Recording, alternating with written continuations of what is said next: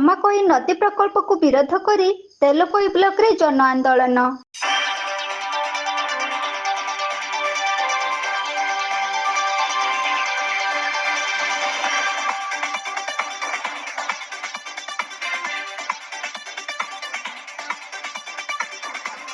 କେନ୍ଦୁଝର ଜିଲ୍ଲା ତେଲକୋଇ ବ୍ଲକରେ ପ୍ରସ୍ତାବିତ ଥିବା ସମାକୋଇ ନଦୀର ଜଳ ପ୍ରକଳ୍ପକୁ ବନ୍ଦ କରିବା ପାଇଁ ଦେଖାଦେଇଛି ବିରାଟ ଜନ ଆନ୍ଦୋଳନ।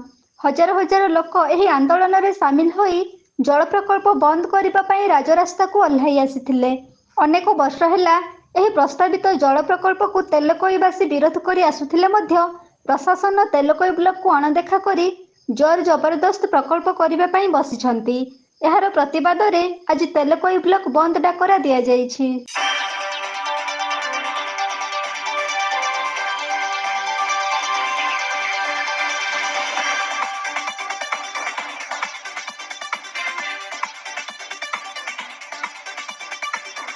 ତେଲକୋଇ ବ୍ଲକରେ ପ୍ରସ୍ତାବ ରଖାଯାଇଥିବା ସମାକୋଇ ନଦୀର କରଦାଙ୍ଗି ଚକଧର ପ୍ରକଳ୍ପ ହେଲେ ଅନେକ ଗାଁ ଜଳମଗ୍ନ ହୋଇଯିବ, ଯାହାଫଳରେ ଅନେକ ପରିବାର ନିଜ ଭିଟାମାଟିକୁ ହରାଇ ବସିବେ।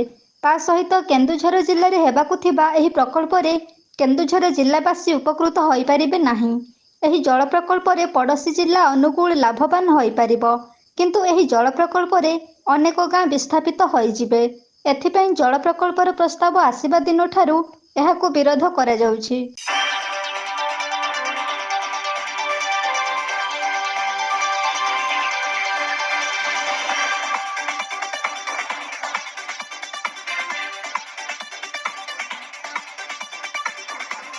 ତେଲକୋଇ ବ୍ଲକର ହଜାର ହଜାର ଜନସାଧାରଣ ବନ୍ଦ ଡାକରାରେ ସାମିଲ ହୋଇ ସ୍ଥାନୀୟ ତେଲକୋଇ ତହସିଲଦାରଙ୍କୁ ମୁଖ୍ୟମନ୍ତ୍ରୀଙ୍କ ଉଦ୍ଦେଶ୍ୟରେ ଏକ ଦାବିପତ୍ର ଦିଆଯାଇଛି।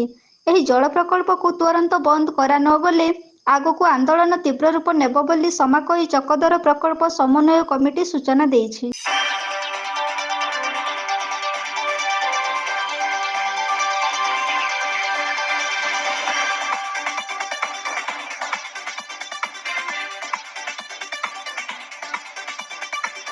ଏହି ସମାକୋଇ ଚକଧର ପ୍ରକଳ୍ପକୁ ବହୁ ପୂର୍ବରୁ ବିରୋଧ କରି ଆସୁଥିଲେ ମଧ୍ୟ ତେଲକୋଇ ବ୍ଲକର ସାଧାରଣ ଜନତାଙ୍କ ବିରୋଧକୁ ବେଖାତିର କରି ଜଳ ପ୍ରକଳ୍ପ କରିବା ଏ ଅଞ୍ଚଳବାସୀଙ୍କ ପାଇଁ ପ୍ରଶାସନ ଜୁଲମ କରୁଥିବା ସ୍ପଷ୍ଟ ଜଣାଯାଉଛି।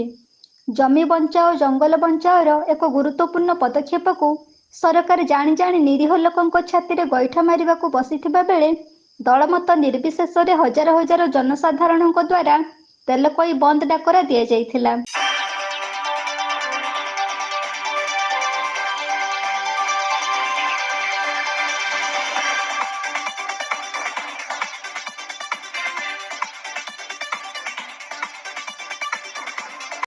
କେନ୍ଦୁଝରରୁ ବାସୁଦେବ ସିଂଙ୍କ ସହିତ ଦେବାନନ୍ଦ ମହାନ୍ତଙ୍କ ରିପୋର୍ଟ, ଏବି ନ୍ୟୁଜ।